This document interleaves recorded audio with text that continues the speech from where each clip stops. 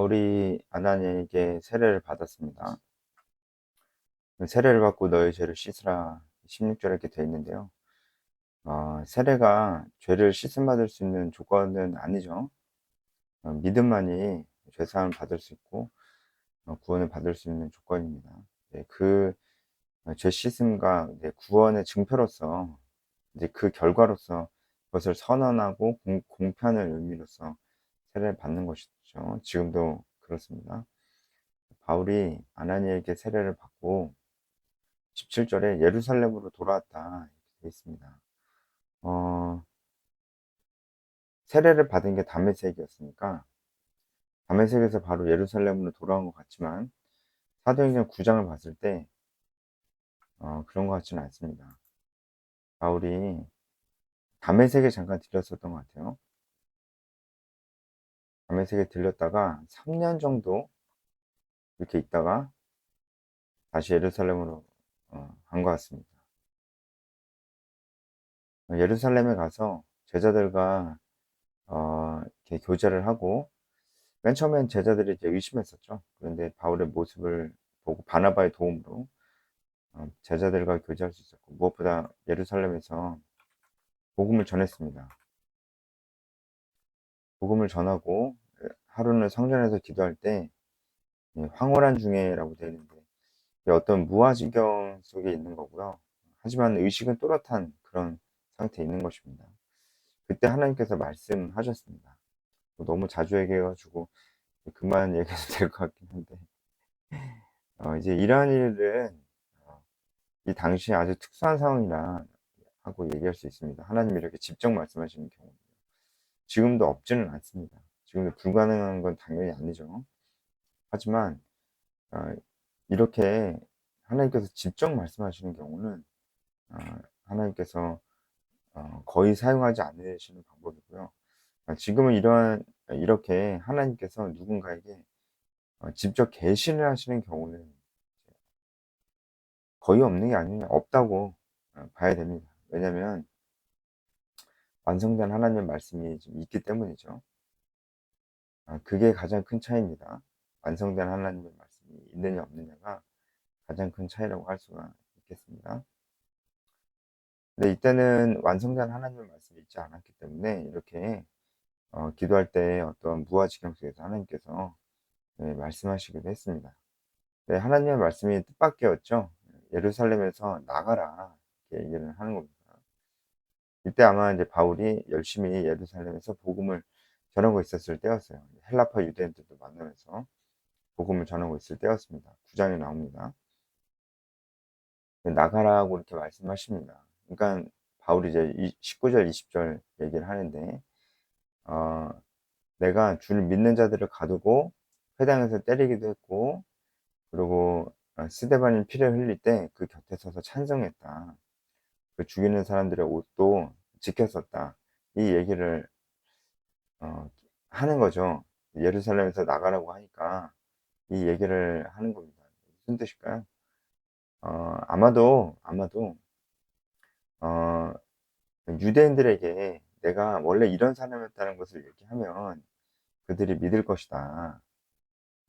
내가 조금만 더 복음을 전하겠다. 그들이 믿을 것이다. 내가 그들과 같은 사람이었기 때문에 내 얘기를 들을 것이다. 이런 생각을 가지고 있었고 기도하던 중에 하나님께 그렇게 말씀을 드렸던 것 같아요. 그런데 하나님의 생각은 바울의 생각과 달랐습니다. 가라고 말씀하시는 거죠. 왜냐하면 하나님께서 아나니에게 말씀하실 때도 그랬지만 바울을 이방인의 사도로 세우셨기 때문에 나가라고 이렇게 말씀하시는 겁니다. 여기서 우리는 어, 그러면 하나님께서 유대인들을 버리신 거냐 그렇게 생각할 수도 있는데 절대 그렇지 않습니다. 그러면 유대인들에게 복음을 전하는 것이 이방인들에게 복음을 전하는 것보다 덜 중요하냐? 절대로 그렇지도 않습니다. 이때는 아무도 이방인들에게 복음이 전해질 거라 생각을 안 했어요. 그런데 예수 그리스도 이후에 굉장히 뚜렷하고 분명한 변화는 이제 믿기만 하면은 유대인이 아닐지라도 모두 다 하나님의 자녀가 된다고 하는 이 변화입니다. 이게 아주 큰 변화였죠. 그래서 하나님께서 그런 의미에서 새 일을 행하고 계시는 거예요. 그래서 누군가는 이방인에게 가서 복음을 전해야죠. 왜냐면 그렇게 해야 된다는 걸 아무도 잘 모르고, 그러니까 누군가는 이 일을 해야 되는 것입니다. 그래서 이방인들에게 가라고 말씀을 하시는 겁니다. 그러니까 우리가 어떤 이런 바울의 사명에 대해서 선교적으로 잘못 적용하는 경우들이 이제, 한국에서 복음 전하는 것은, 한국에서 그렇게 크리스천으로 사는 것은 그렇게 헌신된 건 아니다. 그렇게 헌신된 일은 아니다. 그럼 어떻게 해야 되느냐? 저기 나가서 여기 미전도 종족, 그리고 아주 복음 전하기 어려운 그런 강경한 이슬람들이 있는 곳, 우상이 많은 뭐 인도, 뭐 그런 뭐 불교 국가, 힌두교 국가, 이런 데 가서 복음을 전하는 것이 더 헌신된 것이다. 이렇게 생각하는 사람들이 보통 바울의 사명에 대해서 많이 얘기를 하거든요. 절대 그러지 않습니다. 네. 뭐 이슬람, 무슬림, 뭐 힌두교, 불교에 가는 것도 너무 중요한 일이고요. 여기에 남아서 복음대로 살고 여기 있는 사람들에게 복음을 전하는 일도 똑같이 중요한 일이라는 걸 알 수가 있어요. 그러니까 바울의 이 상황을 잘못 예, 해석을 한 거죠. 이방인에게 복음을 전하는 것이 더 중요해서 그런 게 아닙니다. 이게 하나님께서 이 예수 그리스도 이후에 새롭게 하시는 일인데, 이 일에 대해서 사람들이 많이 알지 못하기 때문에 하나님 특별히 바울을 그 일을 위해서 부르셨고 바울에게 이것을 명령하시는 것이죠. 그래서 성경 전체적으로도 이제 주님 다시 오실 때까지 온 민족이 다 복음을 들어야 되기 때문에 이방인에게 복음이 전해지는 것이 또 구속사적으로도 너무 중요한 부분이기 때문에 그 부분이 강조가 되어 있는 것이지, 예루살렘에 남아서 복음을 전하고 하는 것이 절대 덜 중요해서 그런 것이 아니다라는 것을 우리가 이해하면서, 지금의 현재 어떤 해외 선교적인 어떤 그런 관점에서도 우리가 이 부분은 잘 해석해서 적용할 필요가 있다는 것이죠. 바울이 심지어 예루살렘에 남아서 복음을 전하길 원했는데도 하나님께서 이방인들에게 가라고 이렇게 말씀을 하십니다. 예루살렘에 있는 유대인들이 잘 듣지도 않았어요. 근데 이제 바울이 유대인들에게 워낙 관심이 많고, 이제 그런 동족이고 사랑하는 마음도 크다 보니까, 아, 더 전하고 싶은 마음이 있다. 그들이 내가 그들 중에 한 명이었기 때문에 잘 들을 것이다 했는데 안 된다고 하신 거죠. 근데 이 얘기를 지금 누가 듣고 있습니까? 이 얘기를 듣고 있는 사람이 예루살렘에 있는 유대인들이에요. 그러니까 바울이 어, 그 그런 목적으로 얘기한 것도 있어요. 어, 내가 그때 예수님 막 만났을 때, 그때도 내가 기도하는 중에 하나님 나한테 예루살렘 떠나라 그랬을 때도 떠나지 않으면서 유대인들이 내 얘기를 더 잘 들을 거다라고 그렇게 얘기를 했었다. 난 지금도 그렇게 생각한다. 그런 생각으로 바울이 그 앞서도 계속해서 바울이 유대인 중에 유대인이고, 어, 그 율법을 중시하는 사람이고, 이들과 동질감을 형성할 수 있는 것들을 많이 얘기했었잖아요. 그렇죠? 그렇게 했을 때 지금 바울을 죽이려고 하는 이 유대인들도 잘 들을 수 있을 것이다, 이렇게 생각을 했기 때문이죠. 그리고 뭐 잘, 당연히 원래는 상식적으로는 잘 들어야죠. 네.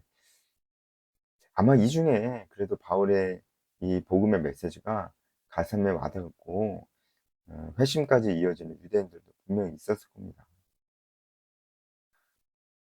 그래서 바울이 예루살렘에 남기 원했지만 어, 이방인에게 보내셨습니다. 그래서 바울이 이제 이방인의 사도가 되는 것이죠. 그런데 바울의 설교가 여기서 끝났어요. 더 하려고 그랬는데 이 설교를 듣고 있던 유대인들이 난리를 치죠. 22절에 그들이 듣다가 소리 질러였습니다. 그러니까 이 어느 포인트에서 갑자기 듣다가 소리를 지르게 됐냐면 바로 이방인에게 보낸다라는 이 포인트예요. 사실은 이제 어,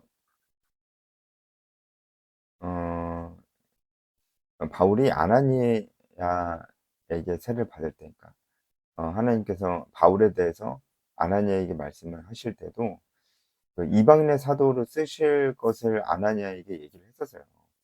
근데 지금 이 설교에서는 바울이 그 얘기는 안 하죠. 그러니까 이방인이라는 표현을 안 쓰려고 많이 애를 썼습니다.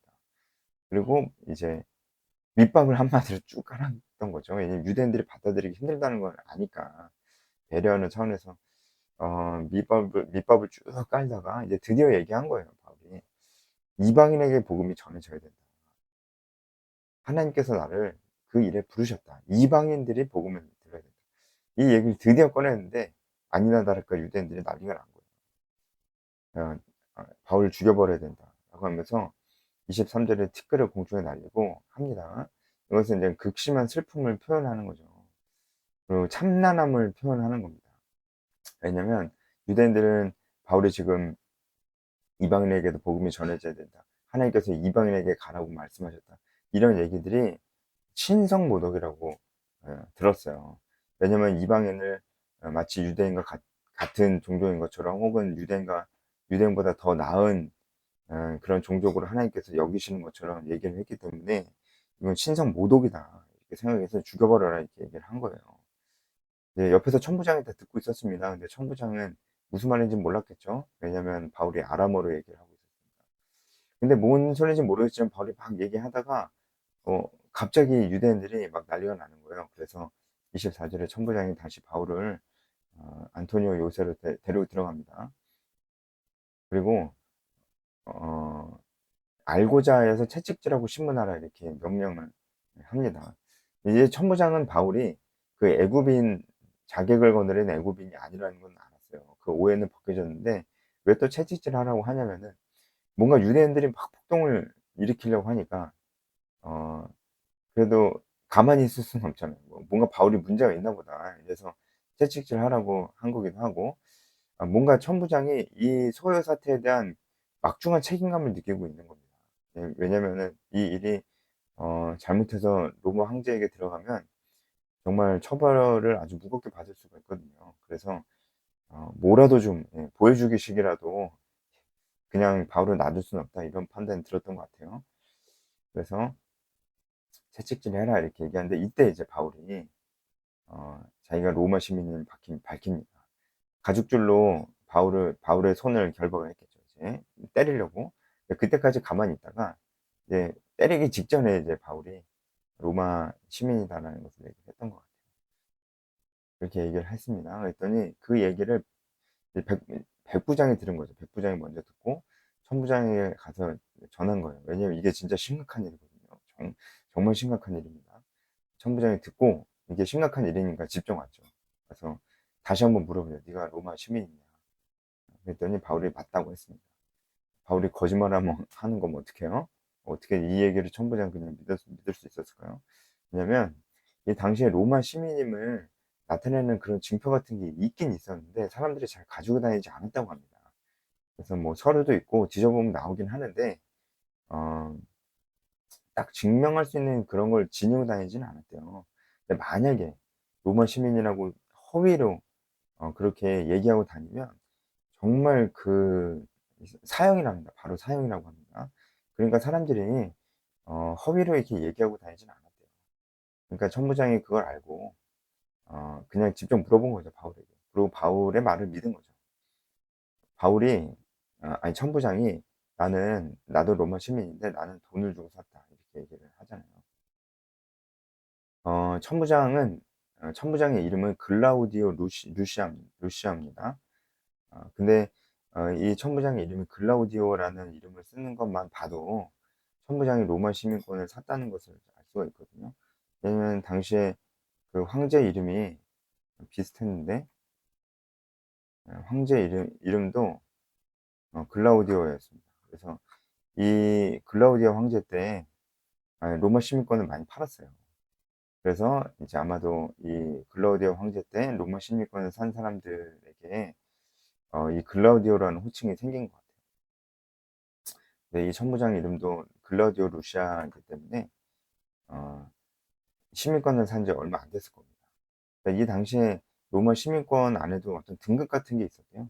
그래서 제일 높은 등급은 로마 시민으로 태어난 사람들, 그런 고위층 사람들, 그리고 로마를 위해 공헌한 사람들, 그래서 로마 시민이 된 사람들, 그리고 돈을 주고 로마 시민권을 산 사람들 이렇게 등급이 나뉜다고 합니다. 그런데 이제 이 천부장은 로마 시민 중에는 제일 등급이 낮은 돈을 주고 산 사람이잖아요. 근데 바울이 나는 나면서부터라 이렇게 얘기하니까 천부장이 아마 쫄았을 거예요. 굉장히 진짜 쫄았을 겁니다. 왜냐면 나면서부터 시민권을 가진 사람이 가장 높은 등급에 말하자면 해당이 됐었거든요. 바울은 어떻게 로마 시민이 됐을까요? 아마도 바울의 조상 중에 누군가가 로마 시민이 됐던 것 같습니다. 아마도 이 길리기아 다소 지방에 어떤 로마에 공헌한 사람이 있었던 것 같고, 그 로마에 공헌한 사람이 아마도 로마 행정관이나 장군으로서 로마에 공헌했는데 길리기아 다소 사람이었던 것 같고, 그 사람이 바울의 조상 중에 한 명이었던 것 같습니다. 그래서 바울이 로마의 시민권을 획득할 수 있었던 것 같아요. 그래서 천부장이 이 얘기를 듣고 굉장히 두려워했습니다. 29절에 하잖아요. 나중에 천부장이 이 일에 대해서 총독에게 보고할 때 거짓 보고도 해요. 어, 로마 시민인 줄 알고 풀어주려고 그랬다. 때리려고 그랬다는 얘기 안 하거든요. 왜냐면 로마 시민은 이렇게 채찍을 맞을 수가 없습니다. 일단은 로마 시민은 채찍을 맞을 수가 없고요. 그리고 이 정당한 재판을 거치지 않고 이렇게 형벌을 내리는 건 더 심각합니다. 그러면은 그렇게 진행한 천부장은 거의 사형이 될 수도 있습니다. 그렇기 때문에 아주 심각한 일이고요. 로마 시민은 만약에 정당한 재판을 받고도 그 매를 맞는 것으로 판결이 나도 다시 한번 상소를 할 수도 있었어요. 그 법이 로마 시민에게 굉장히 유리하게 돌아갔거든요. 근데 이 로마 시민인 바울을 죄도 정치 않고 정당한 재판 없이 결박도 하고 때리는 것은 아주 위험한 일입니다. 근데 결박도 하면 안 되거든요. 근데 지금 결박을 했잖아요. 이미 잘못을 했어요. 그래서 이게 새 나가면은 이 천부장 루시아는 아주 큰일 나는 겁니다. 그렇기 때문에 매우 굉장히 두려워하고 있는 겁니다, 지금. 그래서 바로 풀어주죠. 바로 풀어주긴 했는데, 이 천부장이 두려워하고 있는 게 또 있어요. 뭐. 두려워하고 있는 게 많죠. 두려워하고 있는 게 뭐냐면은, 일단 지금 막 폭동 비슷하게 일어나고 있잖아요. 근데 이거를 그냥 두면은 안 돼요. 이게 로마 위에 보고가 되면은 또 하여튼 곤란해져요. 그래서 뭐라도 해야 된단 말이에요. 나는 이렇게 조치를 취했다. 이렇게 보고할 만한 것이라도 있어야 된단 말이에요. 그래서 천부장이 바울을 놔주긴 했는데 유대인들에게 넘겨줍니다. 그래서 유대인들 그 사내들인 공의회가 있었어요. 유대인들의 의회가 있었거든요. 거기에 넘겨주고 너네들의 재판에 이렇게 넘겨주는 겁니다. 그래서 어 그래서 그렇게 해야 이제 폭동이 좀 어, 뭐랄까요? 좀 이렇게 작아질 것 같아서 뭐랄까 조용해질 것 같아서 왜냐면 하도 그냥 바울 내놔라 죽인다 하니까 아마 이제 했어도 바울을 이렇게 내줬어도 천부장은 유대인들에게 바울을 사형할 권리까지는 안 줬을 거예요. 그렇게 되면 또 이제 로마 시민인 바울이 죽는 거기 때문에 또 곤란해지니까 그러진 않았을 겁니다. 어쨌든 천부장은 그런 이유로 바울을 공회에 넘겨줍니다. 그리고 이제 바울이 공회 앞에 섭니다. 그 다음에 어떤 일이 일어날지 우리가 다음 시간에 또 묵상하면서 보면 좋겠어요. 오늘 말씀 보면서 여러분 어떤 생각이 들었나요? 사실 바울을 죽이려고 하는 유대인이다. 바울을 때리려고 했던 천부장이다. 사실 바울보다 대단한 사람이 아무도 없어요. 아니 바울이 예수님 믿는다는 거 그거 말고도 바울보다 대단한 사람이 지금 아무도 없거든요. 바울은 유대인들 중에서도 유대인이에요. 유대인 중에서도 거의 진짜 최고의 학벌이라고 할 수 있는 가말리엘에게 어, 배웠고 가말리엘의 제자였어요. 어, 율법을 지금 바울만큼 많이 아는 유대인도 없어요. 바울을 죽이려고 하는 사람 중에서. 그리고 완전 혈통적인 유대인이고 공부를 많이 했었던 길리기아 다섯 지방에서 자라났습니다. 그리고 기독교인을 핍박할 만큼 열심히 있었던 사람이고 이 정도의 스펙을 갖고 있는 유대인이 없어요. 스펙만 봐도 바울은 유대인 중에 유대인입니다. 그리고 바울을 때리려고 하는 천부장을 봐도 천부장 시민권, 예, 로마 시민권을 봐도 바울보다 못해요, 천부장이. 이 시민권을 봤을 때. 사실 바울이 제일 대단한 사람인데, 바울이 제일 지금 초라한 사람처럼 매를 맞고 결박당해 있어요. 바울도 그걸 모르는 건 아니겠죠.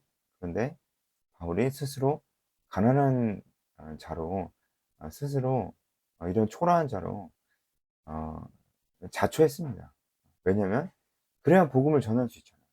지금 그래야 복음을 전할 수 있는 거거든요. 그렇기 때문에 스스로 초라한 자로 자초했습니다. 하지만 누구보다도 정말 부유한 자였죠. 바울은 하나님께서 자신에게 주신 이 태어나면서부터 가진 그 유리한 것들, 이런 로마 시민권이라는 신분, 그리고 유대인 중에 유대인이라는 이런 자신의 어떤 신분들을 다 하나님을 위해 사용했습니다. 우리도 태어나면서부터 가진 것들이 정말 많아요. 건강한 건강, 그리고 행복한 가정들, 그리고 대한민국에 태어났다는 거. 정말 우리가 태어나면서부터 가진 것들이 많습니다. 우리는 이것들을 나를 위해서 사용하려고 하지 않는가.